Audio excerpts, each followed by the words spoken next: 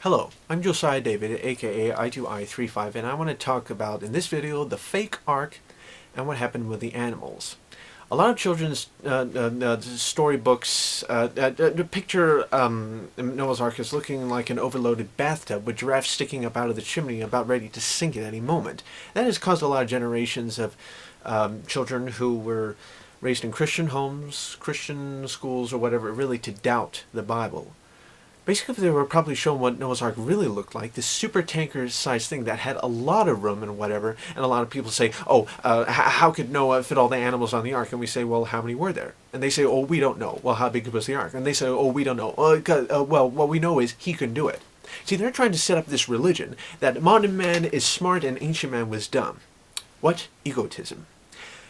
Noah was at least smart enough to think that you don't have to bring the biggest ones on the ark. You can bring like baby animals and so on. And basically, Noah had needed about only 8,000 different kinds of animals. He only needed 2 dogs. And scientists these days on Discovery Channel, National Geographic, there are many of species in the world. What a straw man. What a straw man. It's one of the many things that really tick me off. That rightly and legitimately it really annoy me and irritate me.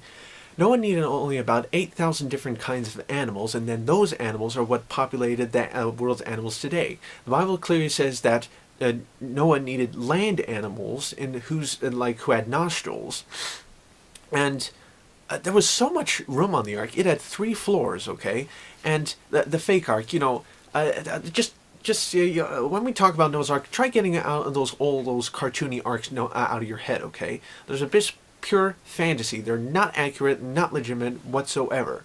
The shape of Noah's Ark was something like this, okay? And yes, there were dinosaurs on the ark, and a lot of the foolish, degenerated folks who like mocking it and saying, "Oh, polar bears, wolves, bears, and dogs, and one big bloodbath." Ha ha ha ha ha. Did you know that Noah didn't have to go out to get the animals? God sent the animals to Noah. And all these silly, illegitimate evolutionists who are following a flawed pursuit, like mocking all this, making all these cartoons. Oh wow, Noah, 600-year-old man, had to go out into the world and get all these animals from Antarctica and stuff, Japan, Australia. All those countries didn't exist before the flood. The flood totally changed the landscape of the world. It was the greatest disaster in history. And God sent the animals to Noah. Before the flood, all the animals lived they all had equal habitats, living in the same place at the same time.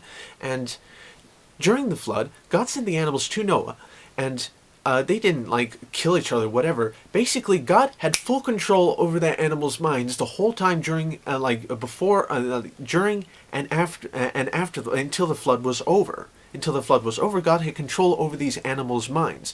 He told them to stop what they're doing and start walking towards the ark. Okay?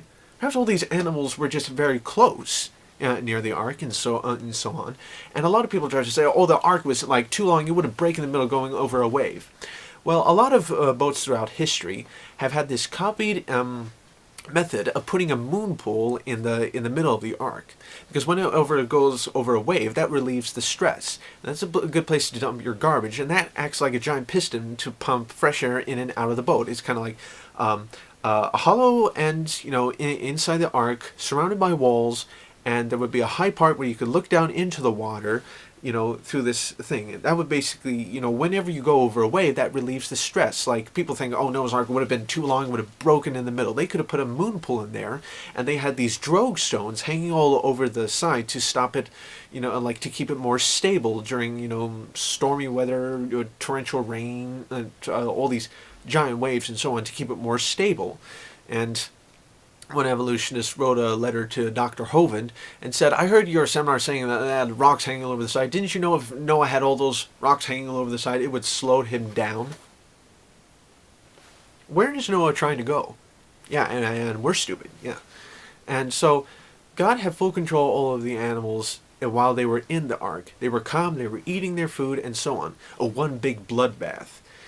basically it's legitimate history, and just to say, oh, mythology, oh, whatever kind of stuff, that's just basically wanting to, an attitude of just wanting to ignore the entire issue and not really a sign of education whatsoever. There's legitimate evidence that Noah's Ark did exist. It must have been much bigger than we thought it was, since it was like watered by giants and like giant animals, which we consider today prehistoric, but because pre-flood conditions they got kind of bigger and different features, etc. And so Noah's Ark was bigger, and the animals, don't worry, they were just fine. At least the movie Evan Almighty got it right when, Evan, as Noah, held up his staff and all the animals started getting into the ark and into their places. Yes, that's exactly how it happened in the movie Noah's Ark. Just forget all the degenerated folks on YouTube who just mock this and like, you don't get things right at all, okay? Try going to someone like Nephilim Free, Venom Fang X, Dr. Hovind, or Ken Ham, who legitimately explain it in a legitimate, logical kind of way. Alright? So that's all I had to say. See you later.